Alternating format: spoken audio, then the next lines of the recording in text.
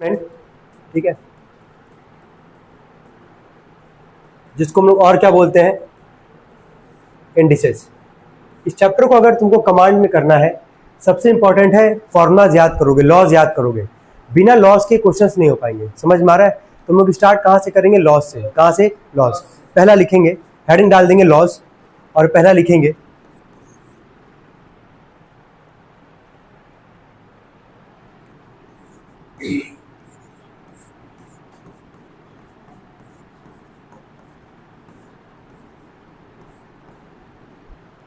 चलो ध्यान से सुनना है यहाँ पे।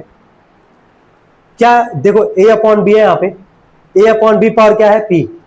मल्टीप्लाई है यहाँ पे, ध्यान देना मल्टीप्लाई है, और a अपॉन बी पावर क्या हमारे पास? q। दो लॉ को हम एक साथ समझा रहे हैं, सब समझ जाओगे।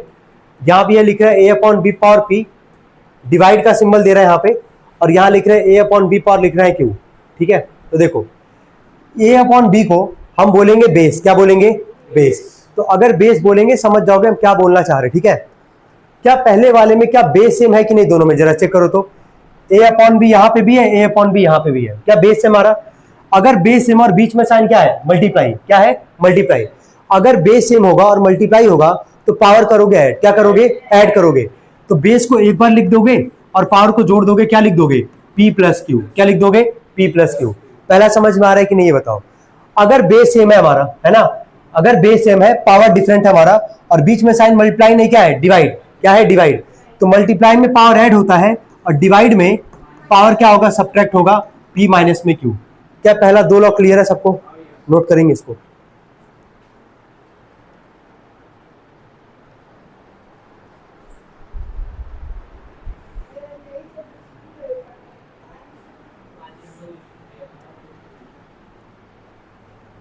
हो गया तक? जल्दी बोले, हो गया तक? कोई डाउट यहाँ तक किसी को कि अगर मल्टीप्लाई में बेस से में पावर क्या हो जाएगा? ऐड। डिवाइड में बेस से में पावर क्या हो जाएगा? सब्ट्रैक्ट। क्लियर है यहाँ तक? दो लॉ। नंबर थर्ड लिखेंगे,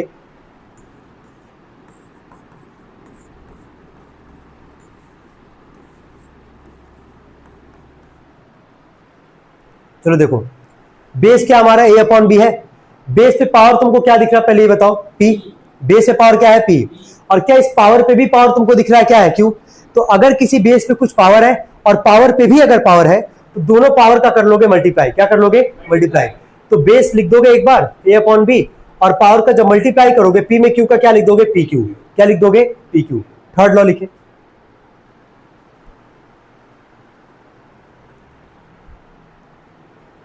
हो गया?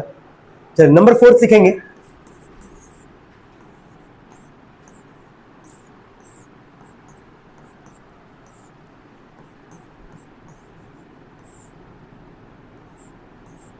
इसको c अपॉन डी कर लेना।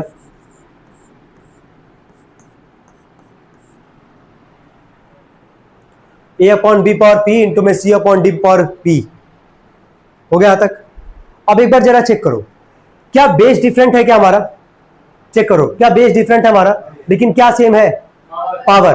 क्या सेम है? पावर।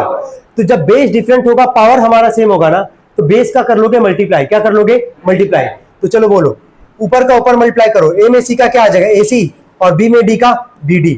और पावर तुम कितनी बार लिखोगे? एक बार। कितनी बार? एक बार।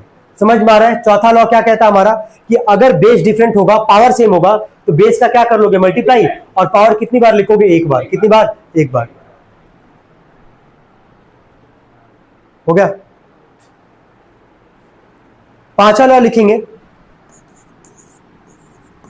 ये सबसे आसान लॉ है। अगर किसी पावर जीरो होगा, अगर किसी पे पावर अगर जीरो है, उसका वैल्यू क्या होता है? 1। उसका वैल्यू हो जाएगा 1।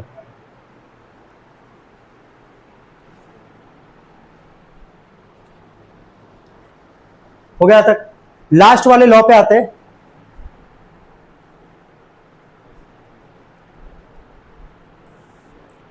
ध्यान देना, अगर मान लो किसी पावर अगर है हमारा माइनस, क्या हमारे पास?